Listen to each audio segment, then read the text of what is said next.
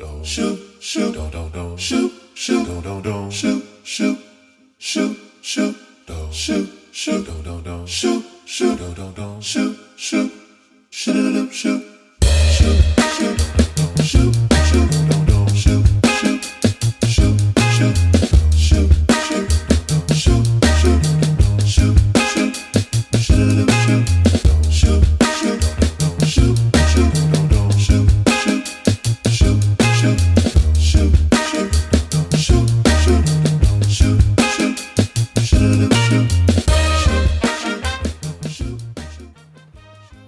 Bienvenidos amigos y amigas a una nueva emisión de nuestro programa Un Café Con, aquí en Segundo Paso, Cono Sur.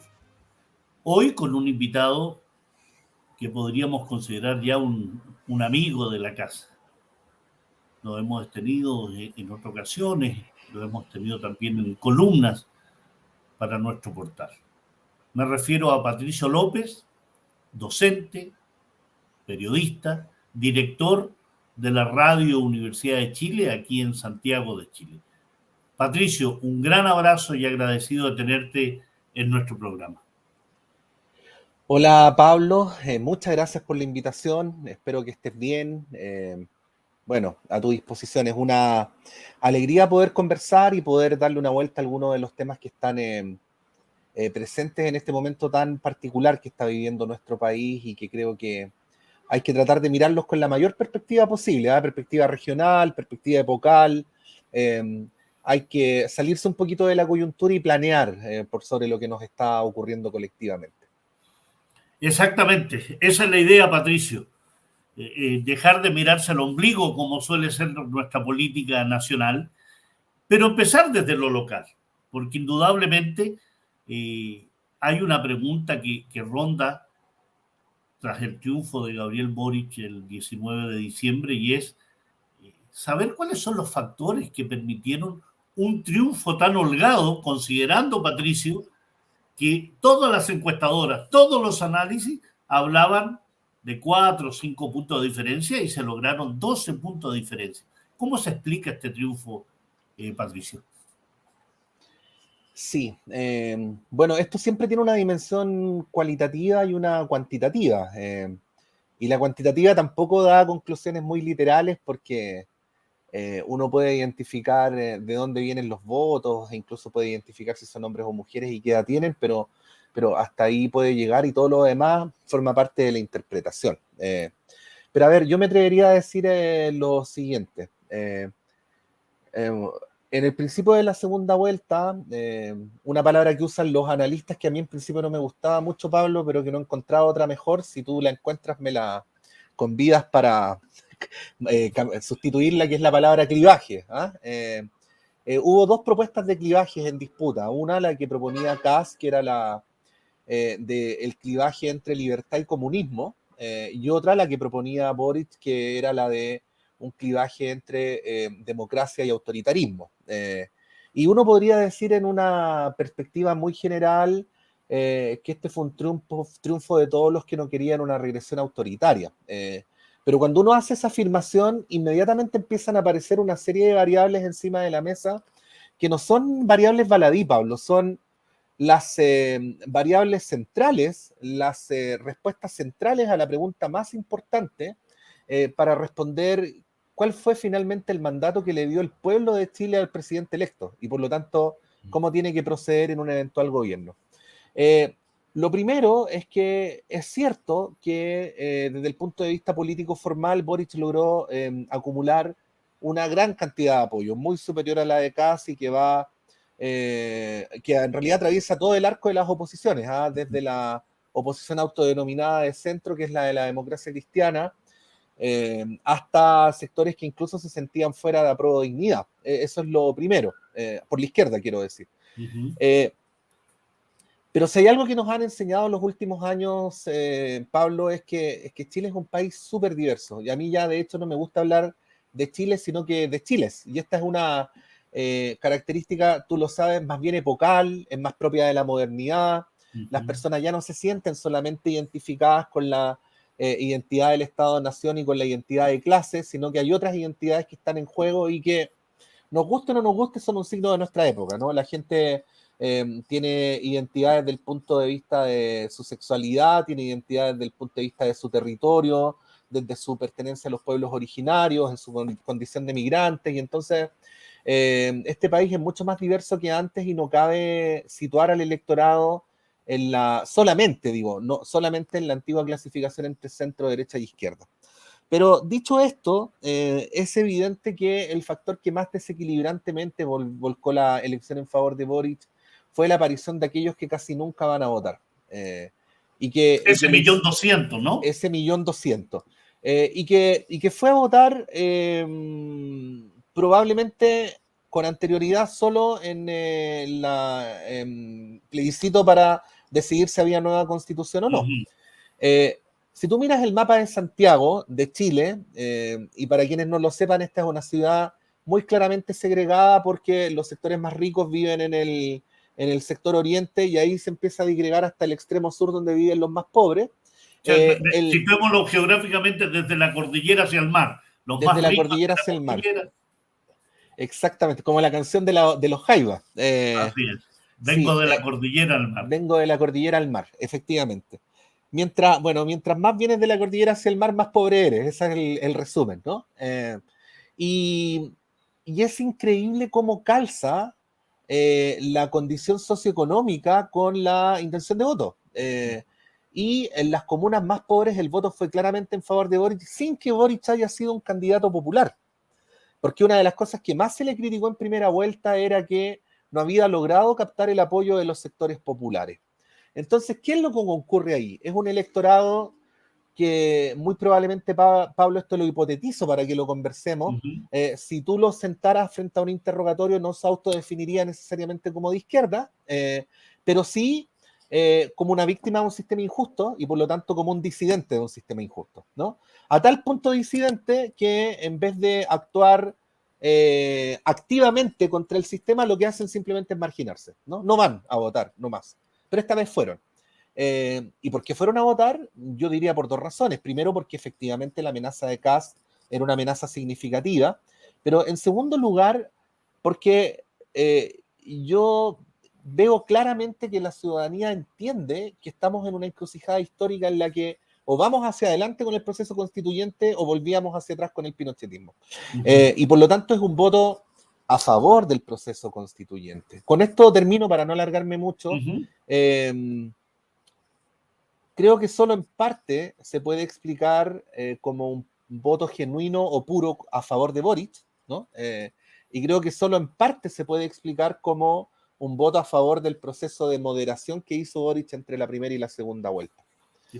Mira, es muy interesante lo que estás planteando porque en jerga futbolística me dejas la pelota boteando ahí para pegarle un buen chutazo. Porque tú hablas que hay distintos Chiles, ¿no? Hay distintas maneras también de enfocar mi relación como ciudadano, como ser humano en estos Chiles. Y eso implica un desafío tremendo, porque implica un desafío el poder salir de este modelo, este sistema, que indudablemente ha marginado a parte importante de la población y que tiene sueños, tiene anhelos.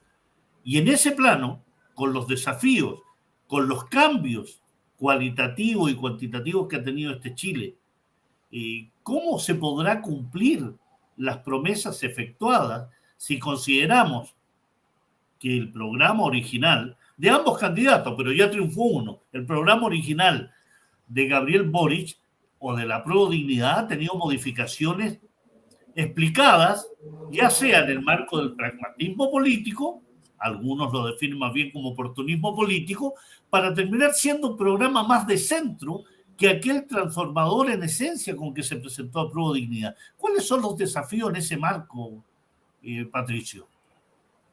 Yo creo que el desafío principal es para la izquierda, Pablo. Y digo que es para la izquierda porque... para la izquierda dentro del conglomerado que va a gobernar o una izquierda que votó por un candidato no habiendo otra alternativa más que una ultraderecha, ¿no? No, yo te diría para las izquierdas donde quiera que estén, y déjame explicarte muy brevemente por qué. Porque siento que ha habido un proceso en el cual las izquierdas no han tenido o la capacidad o la posibilidad, y seguramente es una mezcla de las dos cosas, de defender argumental y políticamente transformaciones más radicales al modelo. Aquí ha habido una acumulación de poder y por lo tanto de hegemonía por parte de los sectores que se han privilegiado en estas décadas por el orden establecido en Chile, brutal, brutal. Y uno podría adjudicarle en buena parte lo que nos está ocurriendo a eso.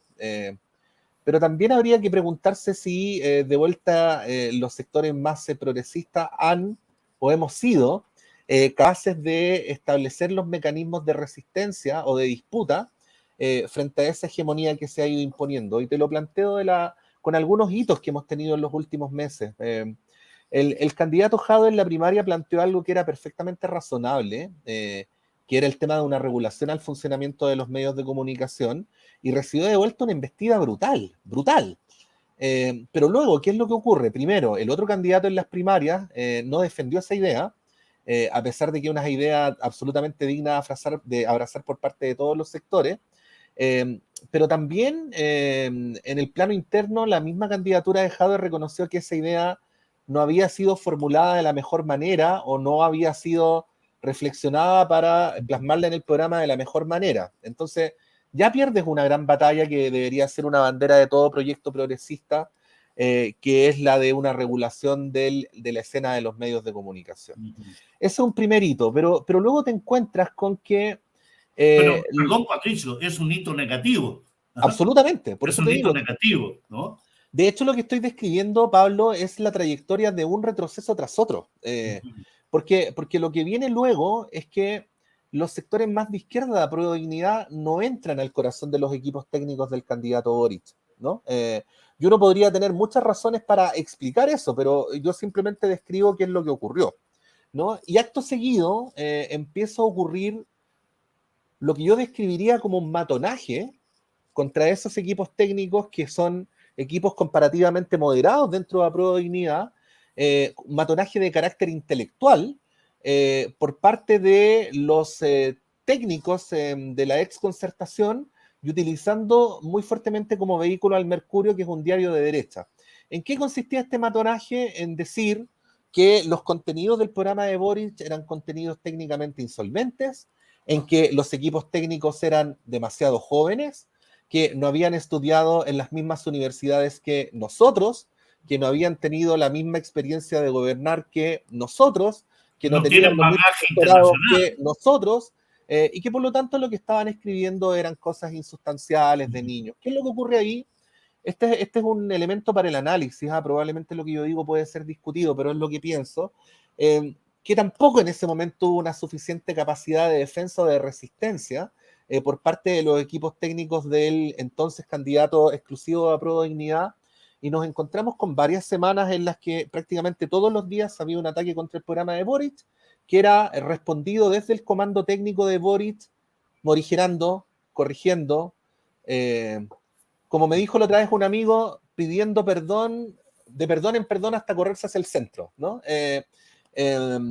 Y luego nos encontramos con lo que ha ocurrido en esta segunda vuelta, donde probablemente la moderación era necesaria políticamente, Pablo. Aquí uno no puede ser voluntarista en los análisis, pero hasta llegar a un escenario como el que estamos viviendo hoy, donde hay una campaña muy fuerte, muy evidente, y que si no estuviéramos acostumbrados a estas cosas, yo te diría que es muy grosera, por parte de, entre comillas, los perdedores, de pautearle el gabinete a los ganadores, ¿no?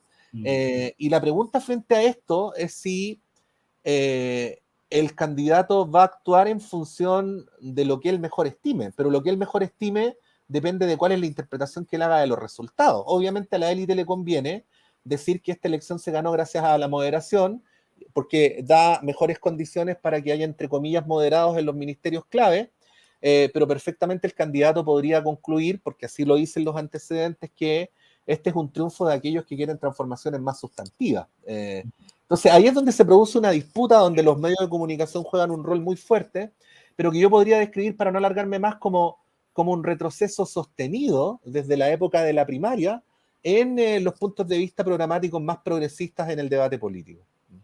Sí, coincido contigo, Patricio, ¿eh? Coincido en ese análisis porque efectivamente hay un retroceso sostenido y se visualiza, no con un comentario, un análisis voluntarista, sino porque la práctica lo ha demostrado, los resultados lo han demostrado. Y no es casual, por ejemplo, que se pensara para un Ministerio de Hacienda, un futuro Ministerio de Hacienda, en personajes que no son de ese sector de la prodignidad como Saller y como Andrea Repeto, ¿no?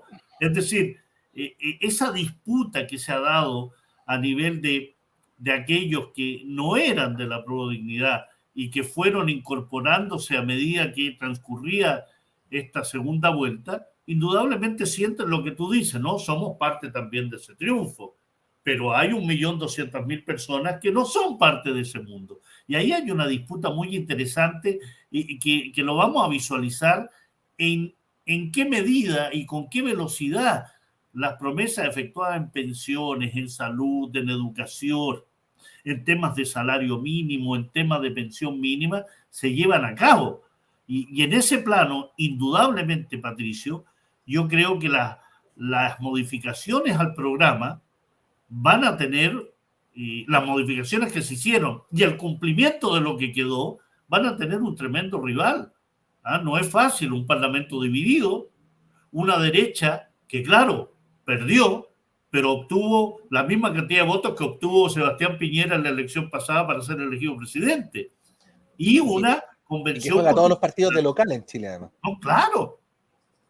O sea, indudablemente nos falta la convención constitucional, que va a ser una constitución que requiere un plebiscito de salida.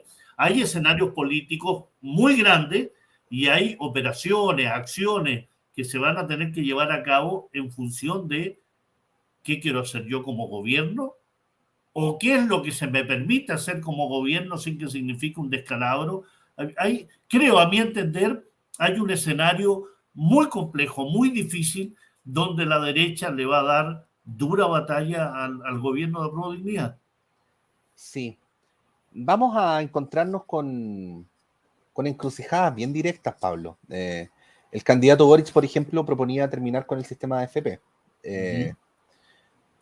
Y a propósito de todas las mociones que se hacen ahora en favor de la estabilidad, las AFP, que son las aseguradoras de pensiones en Chile, o las no aseguradoras de pensiones en Chile. Las que administran los fondos, más bien, nuestros fondos. Sí. Operan más bien como el corazón del sistema.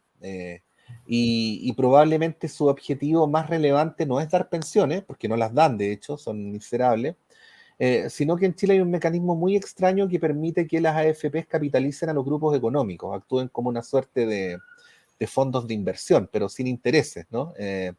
Y por lo tanto, las posibilidades de inversión de los grupos económicos muchas veces dependen de manera muy relevante de los aportes que hacen las AFPs, que no son de las AFPs, sino que son las cotizaciones de todos nosotros. Entonces, si te encuentras con el grupo económico más importante de Chile, que es el grupo Luxich, que tiene una participación preferente en la banca, que tiene una participación muy importante en la minería privada, que es dueño de la principal embotelladora del país y en tal condición, tal como en su condición de conglomerado minero, es un gran receptor de aguas.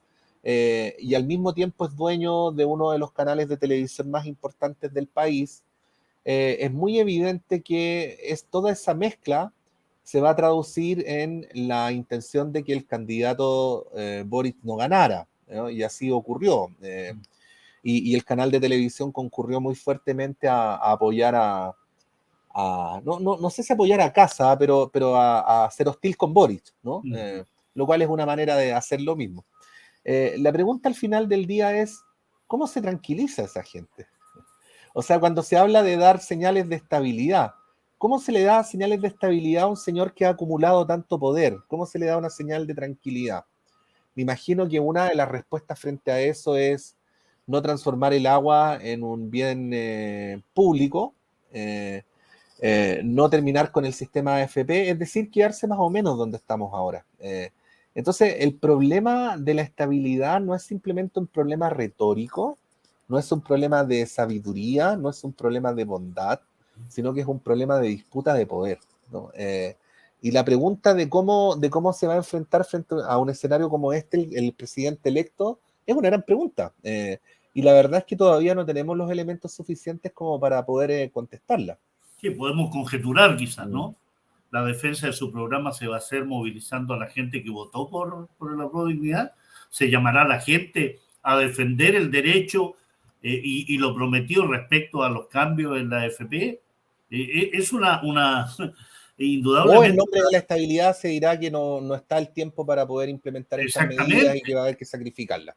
o asignarle la responsabilidad precisamente a los que sabemos que se van a oponer permanentemente. Mm. Así que en ese plano están estos desafíos locales que tú mencionas, Patricio, pero hay también desafíos regionales muy importantes y que en el seno de la prodignidad, con los partidos, movimientos que hay, donde mayoritariamente hay un partido como el Partido Comunista que tiene un peso específico muy importante, hay dicotomías también muy importantes en la visión respecto a las relaciones políticas, la visión que se tiene sobre los modelos políticos, me llamó mucho la atención a mí la fuerza con que Boric y otros grupos de la prodignidad criticaban a Cuba, Venezuela, a Nicaragua, y eso indudablemente puede generar tensiones muy grandes, porque al mismo nivel que se critica a Cuba, Venezuela y Nicaragua, existe un silencio obsequioso cuando se habla de Estados Unidos y los crímenes que cometen el mundo, o la monarquía marroquí con la ocupación y colonización del pueblo saharaui, o Israel con la ocupación y colonización de Palestina, o Arabia Saudí en su guerra de agresión contra Yemen. Es decir, cómo ves tú el panorama internacional en un gobierno que tiene tensiones internas muy potentes? ¿Cómo va a enfocar eso? ¿Cómo va a llevar a cabo una política internacional que sea soberana, independiente y que no obedezca generalmente a los dictados, órdenes, chantajes que provienen principalmente de Estados Unidos? Sí, a ver, yo creo que aquí es importante señalar algunas cuestiones generales antes de entrar a lo particular, ¿eh? Lo primero, Pablo, y esto lo hemos comentado en tono de padecimiento más de alguna vez, que es que en general en nuestro país somos, voy a incluirme en sentido figurado como parte de este colectivo, ignorantes en temas internacionales, y esto se trasunta a nuestras dirigencias. Transversalmente uno ve que en general hay pocos dirigentes o hay pocos sectores que estén más interesados en comprender lo que nos pasa situado en un contexto epocal o en un contexto internacional. Eso es lo primero. Por lo tanto, las respuestas de política internacional a las preguntas que hacemos políticamente en Chile suelen ser simplistas. Y ese es un primer elemento de base que conspira contra una mirada más compleja. Lo segundo es que la generación que hoy día llegó al gobierno, porque no es solamente un sector político, Pablo, es una generación. Si tú miras a Giorgio Jackson, presidente de la FEUC en el año 2011, a Camila Vallejo del Partido Comunista, presidenta de la fecha el año 2011, a Gabriel Boric, presidente de la fecha el año 2012, y a Claro, Isquia Siches, que era senadora de la Universidad de Chile en representación de los estudiantes en ese mismo periodo. Uno podría decir que quienes llegaron al gobierno fue la movilización estudiantil del año 2011. Sería una de las maneras, creo yo, no abusivas de describirlo, ¿no? Bueno, en esa época había una hegemonía muy fuerte en América Latina de los gobiernos progresistas. Estaban en el poder Lula, estaba Evo Morales, creo recordar, si me equivoco en 1 o 2 años, me perdonan, pero creo recordar que también estaba Lugo, que venía Rafael recién, Correa, Rafael Correa, que venía asumiendo José Mujica en Uruguay, Evo, Evo, no me acuerdo si ya había fallecido o no Kirchner, pero estaba Kirchner o estaba Cristina Fernández, y estaba vivo y gobernando Hugo Chávez. Incluso en ese tiempo, donde, voy a decirlo así, a una falta de convicciones era más fácil girar hacia ese lugar, esa generación de dirigentes siempre procuró establecer una cierta distancia, ¿no? Que no se les viera muy cerca de Chávez, que no se les viera muy cerca incluso de Lula, y esto ni siquiera lo digo como una crítica, lo digo como una descripción. Yo creo que nadie podría objetar lo que estoy señalando. En la medida en que el escenario político se empezó a hacer más adverso para estos gobiernos, con mayor razón, no hubo Un voluntad de alejamiento. acercamiento, ¿sí? Entonces, con el paso de los años, lo que ocurre en primer lugar, Pablo, es que yo veo que en general el Frente Amplio tiene un déficit en vínculos internacionales.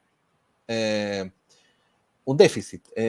Y por el otro lado, veo a un partido comunista que ha seguido una línea de apoyo a los gobiernos de izquierda del continente, pero que por lo mismo resulta más incómodo para esa lejanía del Frente Amplio. Por lo tanto, hay un vacío en política internacional en el Frente Amplio y no hay ni una corriente, y siquiera, no sé si está de acuerdo conmigo, pero siquiera me atrevería a mencionar a un dirigente que sea capaz de hacer una síntesis entre esas dos maneras de actuar políticamente. Lo cual le hace presumir a uno, mira lo que te voy a decir, ¿eh? Que muy probablemente se busque al Ministerio de Relaciones Exteriores fuera de la coalición y no adentro. Bueno, esto para decir algo y acto seguido aterrizar con lo siguiente. A mí me parece legítimo que cualquier dirigente o que cualquier coalición haga críticas si tiene cómo fundamentarla. Y te voy a poner, por ejemplo, lo que ocurrió recientemente con las críticas que hubo al gobierno de Nicaragua.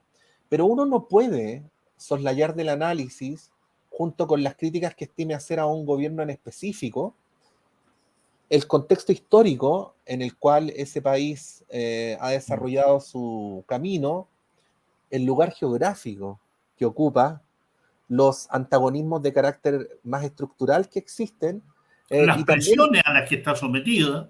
y también la mirada sobre el tablero de ajedrez, porque cuando uno habla de Nicaragua, tal como cuando habla de Colombia, o habla de Chile, o habla de Argentina, no está hablando de países, está hablando de un tablero de ajedrez también, ¿no? Donde lo que ocurre con cada una de las piezas tiene consecuencias en el cuadro general. Ese análisis, que no tiene por qué anular el análisis crítico, es sin embargo un análisis que no está incorporado, ¿no? Y que por lo tanto te lleva a respuestas que pueden parecer muy puras, y quizás lo son, pero que son respuestas coyunturales. Y por lo general las respuestas coyunturales nos ayudan a mirar más complejamente los fenómenos. Entonces, con todo este cuadro que yo describo, no me atrevería a anticipar cuál va a ser la política exterior del próximo gobierno. Claro, hay un interrogante ahí. Hay un vacío que tú mencionas, ¿no? O El sea, problema... yo te pregunto de vuelta, déjame ser entrevistador con una sola pregunta. Si tú estuvieras de acuerdo con lo que yo te cuento de estas dos maneras de mirar la política internacional del Frente Amplio por un lado y el PC con el otro, a lo mejor no estás de acuerdo, pero si estuvieras de acuerdo, ¿ves que alguien dentro de la coalición podría hacer síntesis entre esas dos miradas? No, no lo veo en absoluto, y eso es mi gran crítica al respecto. Y cuando tú hablas de un vacío que hay ahí, el problema radica y la dificultad radica y la complejidad radica en cómo llenas ese vacío. Y esos vacíos en general, cuando hay ignorancia, porque creo que también hay un gran porcentaje de ignorancia respecto a lo que acontece en el mundo, el capaz de distinguir lo que tú bien sostienes respecto a que tú puedes tener una opinión crítica sobre Nicaragua, sobre Cuba, sobre Venezuela, pero si no eres capaz de contextualizar, de adentrarte en la historia, de beberte las fuentes de la historia, de situarlo regionalmente, de decir, por ejemplo, con Venezuela, usted sabe que es vecino de Colombia y que Colombia tiene 8 bases militares norteamericanas y que Estados Unidos permanentemente ha hecho de Colombia un país para desestabilizar el gobierno de Chávez y Maduro posteriormente. Si yo eso no lo sé, no lo conozco, no me interesa saberlo, no me interesa para el análisis, ese vacío es llenado entonces por la sola crítica, por la sola crítica. Y efectivamente, y permíteme decirte esto, ayer conversaba con un joven amigo vinculado al Frente Amplio, muy conocedor de la política internacional, y me decía efectivamente lo que tú señalas, ¿no? Hay un vacío ahí muy grande que va a ser muy difícil de llenar, muy difícil de llenar. Si tú pones a alguien del PC ahí que tenga un concepto, una práctica y una definición claramente de apoyo a Cuba, Venezuela y Nicaragua y de crítica permanente al bloqueo, de un sector de la prueba de dignidad le va a decir, no, pues espérate, ellos no son modelos democráticos, y se va a entrar en una disputa que se vio incluso en el propio PC. Recuerda tú cuando Telier hablaba algo y salía de inmediato Carol Cariola, la Camila Vallejo y hasta el propio Daniel diciendo, no, nosotros somos críticos de esto. Entonces, hay ahí Claro. indudablemente... Claro, y uno podría llegar a anticipar, Pablo, esta es mi hipótesis, ¿ah? Y no se trata de que uno juegue a predecir el futuro, sino más bien a la luz de los elementos que nos entrega el análisis. Yo me atrevería a predecir que el canciller o la canciller va a salir del mundo del PC. Es como dijo muy bien un analista en la primera vuelta, ya no tenemos certeza, sino intuiciones informadas. Intuición. Sí. Es así. Me atrevería a decir que va a salir del mundo del PS, pero si sale del mundo del PS, ¿de qué vamos a hablar? ¿De aquel mapa latinoamericano que aparece en el logo del Partido Socialista? No, ¿O vamos claro. o vamos a hablar de aquel partido que, incluso ni siquiera para hablar de las diferencias entre los gobiernos latinoamericanos, ha promovido de manera muy entusiasta los tratados de libre comercio durante los últimos 25 años? Porque ese es el otro problema, Pablo, que no lo hemos incorporado al análisis todavía. A lo mejor puede ser un exceso de mi parte, pero en muchos de los momentos más importantes de la historia de la política internacional de Chile de los últimos 25 años, el Ministerio de Relaciones Exteriores ha sido más bien un ministerio de relaciones comerciales Sí, internacionales que de sí. relaciones exteriores. Eh, y el gran Acuérdate eje, la teoría de las cuerdas separadas de Piñera, y el ¿no? gran eje de la política exterior chilena ha sido la firma de tratados de libre comercio, más que lo que Sí. algunos técnicos podrían llamar, uno puede estar de acuerdo o no con la palabra, pero la geopolítica, ¿no? Eh, entonces, y claro, y es una política que aparece disfrazada de técnica, pero que es profundamente neoliberal, ¿no? Hemos hecho muchos esfuerzos en los últimos años por explicar que el tema de los tratados de libre comercio no se trata de libre comercio, sino de un orden mundial donde se le da más poder a los mercados y a los inversionistas y menos poder a los estados y a la O esfera de lo sea, nada público. más alejado de libre que los tratados que se firman. Y es absolutamente ideológico y nada de técnico, ¿no? Entonces ahí es donde nos encontramos con, tú lo decías muy bien, un vacío que se vuelve peligroso. Es como una pelota de rugby que podría saltar a cualquier parte, pero quizás no es tan pelota de rugby. Quizás el bote va a ser bastante preciso y va a llegar donde según algunos intereses, tendría que llegar nomás, po. Sí. O sea, Oye, lo lamentable sería, y con esto termino, que no se notara un cambio en la política exterior. efectivamente, iba a ir ahí, ¿no? O sea, Mm. que sea un gatopardismo que indudablemente genera frustración. ¿Ah? Y cuando se genera frustración, las explicaciones pueden ser, hemos avanzado en la medida de lo posible, es lo que nos alcanza. Así que en ese plano hay un tema que nos queda en nuestra conversación y que tiene que ver con la Convención Constitucional, porque a nivel constitucional tú puedes definir elementos centrales en tus relaciones internacionales, definirte como un país respetuoso de la autodeterminación de los pueblos, un país respetuoso de la no intromisión en los asuntos internos de los países, lo puedes definir. ¿Ah? Puedes definirte como un país antiimperialista, puedes definirte como... Es decir, hay varios elementos que en la política local, indudablemente, la Convención Constitucional tiene un papel fundamental para saber el fruto que va a salir de ese trabajo y en el plano internacional también lo tiene. ¿Cómo ves tú al nuevo gobierno a partir del 11 de marzo en su relación con la Convención y qué fruto puede salir de él, Mm. tomando en cuenta el plebiscito de salida que va a aprobar o va a rechazar la nueva Sí. Constitución? A ver, dos cosas. Primero, hubo una señal que yo consideré saludable, que ocurrió hace algunos meses cuando vino Pablo, una delegación del Europarlamento a Uh -huh. Chile, eh, que traía en la formalidad una agenda de fortalecimiento de la amistad, de las relaciones, pero bueno, que los análisis más sofisticados nos indicaban que todo eso era el envoltorio para complementar el gran propósito de la visita, que era amarrar la actualización del Tratado de Libre Comercio entre la Unión Europea y Chile. Chile. Ahí hubo una reunión con la mesa de la convención, y en esa reunión la propia presidenta Loncón dice públicamente en su cuenta de Twitter que le señaló a la delegación del Europarlamento que le parecía inadecuado conversar sobre estos asuntos cuando había un proceso constituyente en marcha. Con lo cual expresó una voluntad que luego se tradujo además en una declaración firmada por decenas de constituyentes, que fue casi la mayoría. ¿no? Entonces ahí hay una primera señal de una convención que hasta el momento en ese tipo de temas ha procurado mantener su autonomía, porque proveniendo muchos de ellos de las luchas medioambientales, por ejemplo, de las luchas territoriales, entienden de manera más ejemplar, más lamentablemente didáctica, las consecuencias que tienen los territorios un orden basado en el libre comercio. Entonces hay una sensibilidad ahí desarrollada con el paso del tiempo. Eso es lo primero que me atrevería a decir.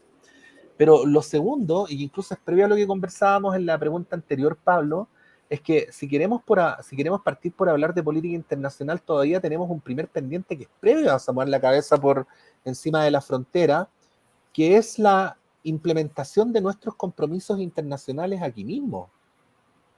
O sea, si tú me preguntas a mí y hubiera que partir por hablar de política internacional, lo primero que tendríamos que decir antes de ir a opinar sobre el caballero o la señora de al lado es decir, bueno, pero si nosotros suscribimos el convenio 169 de la OIT, ¿cómo lo vamos a implementar?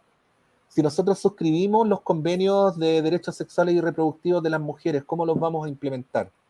Las obligaciones respecto a los pueblos originarios. Las obligaciones respecto a los pueblos originarios, ¿cómo las vamos a implementar? Ahí hay un largo trecho de una serie de cuestiones, Pablo, que se han firmado con el lápiz y que luego se han guardado en un cajón, que es bien impresionante y bien impresentable.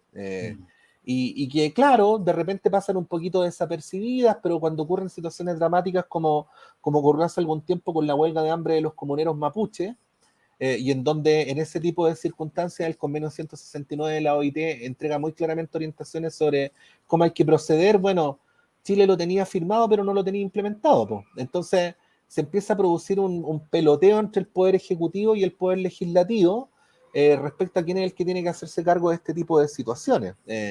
Entonces ahí incluso uno puede decir que uno termina incurriendo en una falta de autoridad moral para opinar sobre lo que pasa en otras partes mientras no haga plena implementación de aquellos convenios que tienen que ver con los derechos de las personas en nuestro territorio, en nuestra legislación y en nuestra convivencia, porque en paralelo y en contraposición, todos los tratados que tienen que ver con el comercio y no con los derechos de las personas se implementan rápidamente y a cabalidad, ¿no? Entonces, hay un desfase que es muy evidente entre una cosa y la otra.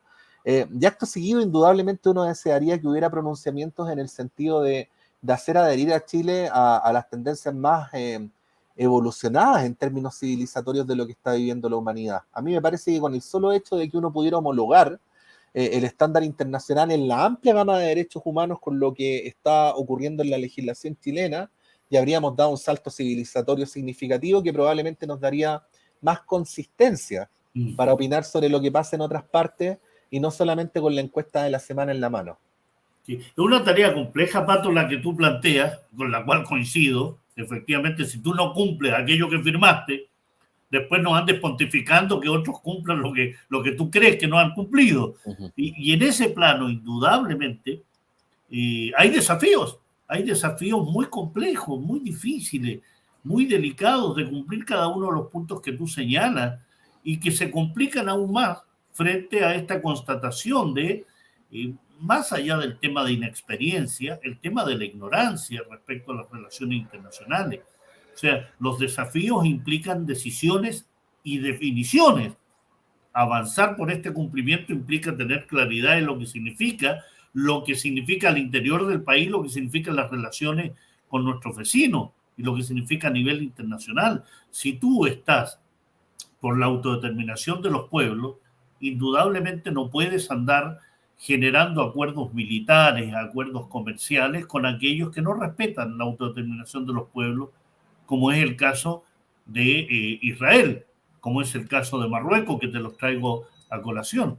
Indudablemente implica una revisión de los acuerdos militares que se han firmado con Israel, que incluyen la construcción, por ejemplo, de satélites, 10 satélites que ya se licitaron, se licitó por 130 millones de dólares, que fue adjudicado a una empresa israelí y que parte de esa información va a parar a la compañía licitada.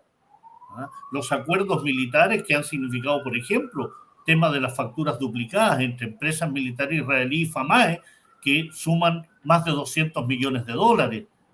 Los acuerdos militares que se firman con otros países en los cuales hay violación a los derechos humanos y sin embargo lo pasamos por alto. Hay muchos desafíos y creo que efectivamente esta famosa teoría de las cuerdas separadas, un carril político y un carril económico, permiten que no se junten y por tanto se olvida la necesidad Sí, y la exigencia que hay de respetar en a los mí, derechos humanos de los pueblos. sí.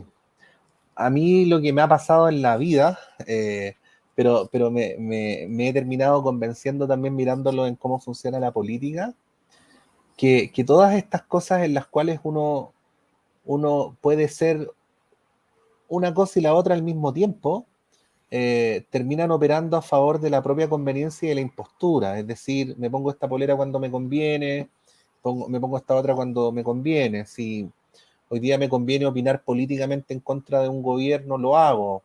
Si el día de mañana me conviene negociar con ese gobierno y cerrar los ojos frente a las violaciones respecto a valores que uno considera muy importantes, derechos humanos, para hablar bien directamente, o el orden internacional, que como se sabe es violado flagrantemente y de manera sistemática por Israel, no lo hago. ¿Te fijas? Entonces, a lo mejor es mucho pedir, pero si un Estado dijera que sus relaciones exteriores van a ser meramente pragmáticas, uno podría analizarlos en ese plano, o si un Estado como México, por ejemplo, que tiene muy fuertemente el concepto de los valores y de los principios en política internacional, lo decidiera aplicar de esa manera, bueno, uno podría juzgar. Pero aquí se es una cosa y la otra al mismo tiempo, o un día hace una cosa y el otro día hace la otra. Y eso obviamente termina dándole a los países falta de consistencia, Pablo, que es lo más importante, porque uno podría criticar el desempeño de nuestra Cancillería en tal o cual cosa, pero es indudable, y esto incluso quiero ser muy respetuoso, porque uno puede ser más cercano o más lejano con quienes han dirigido la Cancillería, pero qué duda cabe que algunos de ellos en su propio mérito y en el propio sector al que representan son gente muy respetable. Pero qué duda cabe que nuestro país no ha desarrollado una mirada sustantiva sobre política internacional. Y este es un consenso, o sea, nuestro país es un país que no dedica desde el punto de vista del Estado una cantidad importante de recursos a analizar las grandes tendencias mundiales, a organizar, a estudiar los fenómenos planetarios en las próximas 3 o 4 décadas. No tenemos ese nivel de sofisticación que caracteriza a la Cancillería brasileña y a la Cancillería peruana. Eh, para hablar de países de Sudamérica, nomás porque podríamos hablar de otras regiones del mundo. Y por eso mismo, entre muchas otras cosas, Pablo, no tenemos la capacidad de contestar una pregunta muy básica, que es ¿dónde vamos? Si hay quien podría decir que tiene que ver la Cancillería con la pregunta de dónde vamos, es que tiene todo que ver, ¿no? Porque los países que logran ver hacia dónde va el mundo tienen una mucha mayor, incluso me atrevería a decir, una natural capacidad de proyectarse en el largo plazo. Cuando yo veía a Lula en los tiempos previos a los Juegos Olímpicos decir que Brasil tenía un plan maestro al año 2040, ¿no? Independientemente de que ese plan después se haya malogrado por las razones que sabemos, pero el solo hecho de permitirse señalar eso públicamente da cuenta de un país que trata de pensar, ¿no?, las grandes corrientes mundiales. Y eso en Chile no lo tenemos. Entonces, estamos muy a merced de los aires coyunturales, de las simpatías políticas del presidente de turno, de cuán bien o mal le cae el gobierno al lado, de cuánto le puede servir una determinada opinión para ganar puntos en la encuesta de la próxima semana, de cuánto le puede servir una determinada opinión para que los canales no sigan diciendo de él tal o cual cosa, pero nada de eso tiene que ver con cuestiones sustantivas. Y ese es un problema, Pablo, previo a sexto seguido uno está más cercano o más lejano a las decisiones que toman esos determinados gobiernos. El problema es que carecen de sustancia. Patricio, permíteme la patudez de sumarme entusiastamente a tu interrogante de a dónde vamos, sumando una pregunta también. ¿Quiénes somos? Porque en la medida de saber quiénes somos, nos permite también saber dónde vamos, ¿no? Somos latinoamericanos, somos tipos que queremos y deseamos la integración, somos tipos que respetamos los derechos humanos de los pueblos, la autodeterminación, y nos permite entonces tener también claridad hacia dónde vamos, porque nos permite distinguir en la arena internacional aquellos derroteros que no son oportunismo, sino que son una dirección clara del país. ¿Qué somos y dónde queremos ir? Así que en ese plano me sumo, por eso te digo, permíteme la patudez de sumarme a tu explicación del interrogante del dónde vamos. Mira, ¿puedo agregar algo más? Alcance, Sí, ¿no? sí. Muy breve. Mira, un problema que yo creo que nos ayuda a entender bastante lo que está ocurriendo dolorosamente con la migración venezolana. Que cuando esa migración venezolana llega a los países suele haber respuestas muy simplistas frente al hecho, ¿no? Desde la explicación de que hay que construir una zanja en el norte, como hacía el candidato Kast, hasta la afirmación simplista de que todo esto es culpa del gobierno de Maduro, como han dicho algunos diputados progresistas en la Cámara. Bueno, lo primero es que es evidente que los problemas socioeconómicos que tiene Venezuela se deben de manera muy significativa al bloqueo. Por lo tanto, aunque uno disintiera del presidente Maduro, no podría seriamente hacer un análisis responsabilizando a su administración o a él de todo lo que ocurre, porque Venezuela ha sido arrastrado a una situación de dificultades económicas donde acto seguido uno podrá analizar si el gobierno tiene más o menos pericia, pero el problema de origen no se produce ahí. Eso es lo primero.